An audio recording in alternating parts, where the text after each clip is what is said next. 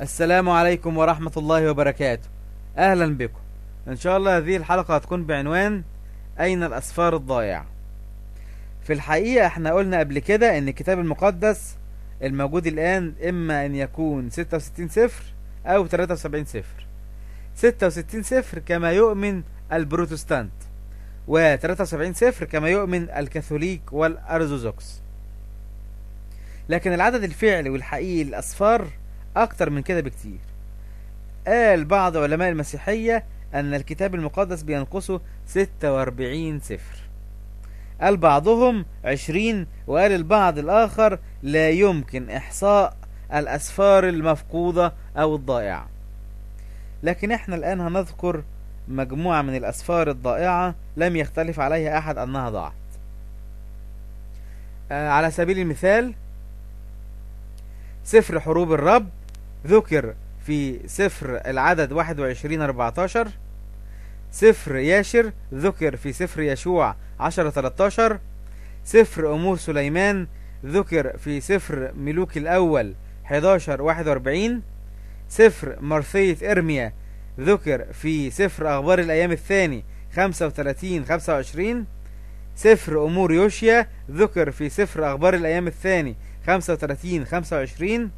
سفر مراحم يوشيا ذكر في سفر أخبار الأيام الثاني 35-25،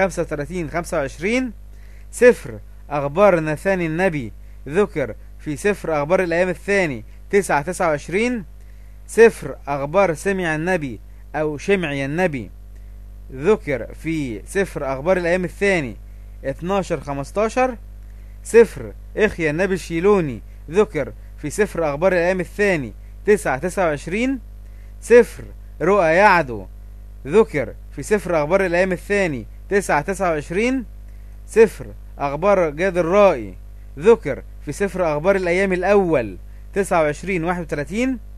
سفر شريعة الله ذكر في سفر يشوع 24-26،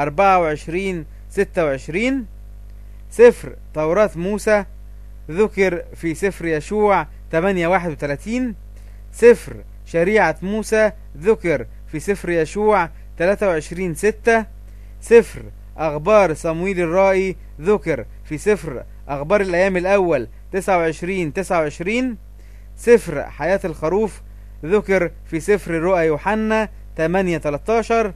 كما ضاع أيضا رسالة من رسائل بولس، وهذا الكلام ذكر في الرسالة الأولى لكرونسوس 5-9. النص يقول: كتبت إليكم في الرسالة أن لا تخالطوا الزنا.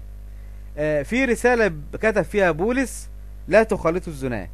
لو بحثنا في كل الرسائل اللي كتبها بولس عن هذه الجملة لا تخالطوا الزنا لن نجد أبدا مثل هذا النص ومثل هذا الكلام. وهذا معناه أن بولس كتب رسالة فيها لا تخالطوا الزنا، ولكن هذه الرسالة رسالة ضائعة ومفقودة. نتمنى ان احنا نكون وفقنا في هذا العرض. نستودعكم الله، والسلام عليكم ورحمة الله وبركاته.